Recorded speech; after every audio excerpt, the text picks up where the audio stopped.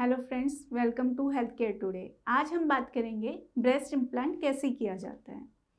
Basically breast implant करने से पहले इसकी मार्किंग सबसे ज़्यादा इम्पोर्टेंट है और प्री ऑप में सबसे पहले इसकी मार्किंग की जाती है कि कहाँ पर आपका निशान आएगा, कहाँ पर हम आपको इंसिजन देंगे, कितने एरिया में आपका इम्प्लांट होगा, कितने एरिया को इम्प्लांट से कवर किया जाएगा, कितना आपका क्लेफ्ट बनेगा, क्लीवेज बनेगा। इन सबको हम प्री ऑप मार्किंग में पहले ही मार्क कर लेते हैं। उसके बाद आती है सर्जरी की बारी। तो ये सर्जरी जो होती है वो जनरल एनेस्थीसिया में की जाने वाली सर्जरी है। ड्यूरिंग सर्जरी आपको कुछ भी पता नहीं चलता है। जब हम सर्जरी स्टार्ट करते हैं तो सबसे पहले पार्ट होता है इसमें एक इंसिजन को देना। इंसिजन जो लोअर पार्ट ऑफ ब्रेस्ट है, ब्रेस्ट के जो नीचे वाला हिस्सा है जो कि विजिबल नहीं होता है, उस पर दिया जाता है और ये इंसिजन अराउंड 4 to 5 सेंटीमीटर का होता है। उस इंसिजन को देकर फिर हम एक प्लेन बनाते हैं ब्रेस्ट के नीचे। तो जो प्लेन बनाया जाता है जहाँ इम्प्लांट डाला जाता है वो ब्रेस्ट टिश्यू के नीचे होता है।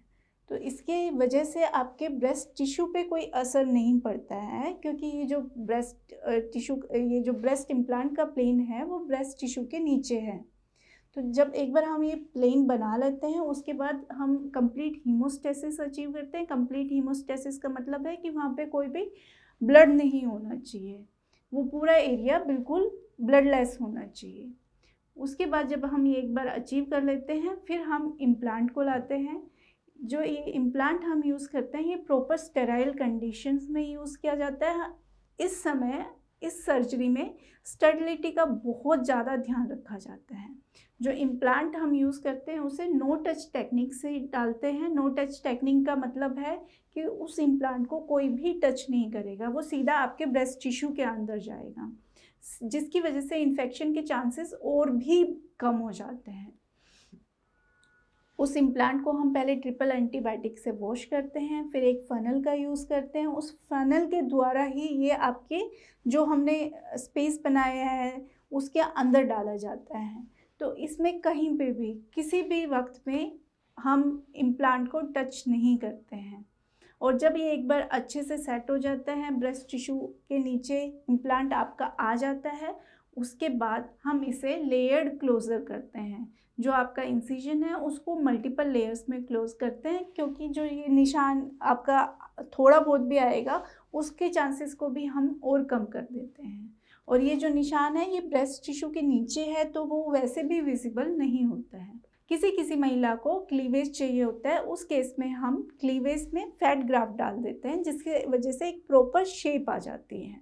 इस सर्जरी में लगभग 45 मिनट्स टू 1 आवर का समय लगता है। इस सर्जरी के बाद हम आपको एक ड्रेसिंग करते हैं और बाद में स्पोर्ट्स ब्रा पहनने की सलाह देते हैं। इस सर्जरी में जो हम इम्प्लांट डालते हैं वो सिलिकॉन इम्प्लांट होता है जो कि हमारी बॉडी से रिएक्ट नहीं करता है।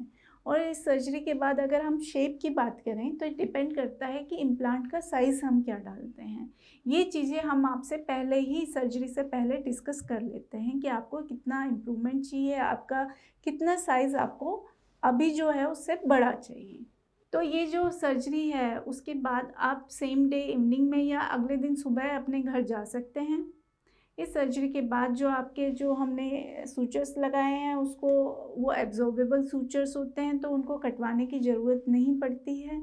आप सेम डे से चलना फिरना स्टार्ट कर देते हैं और आप अपनी daily routine activities after 1 week करना स्टार्ट कर देते हैं।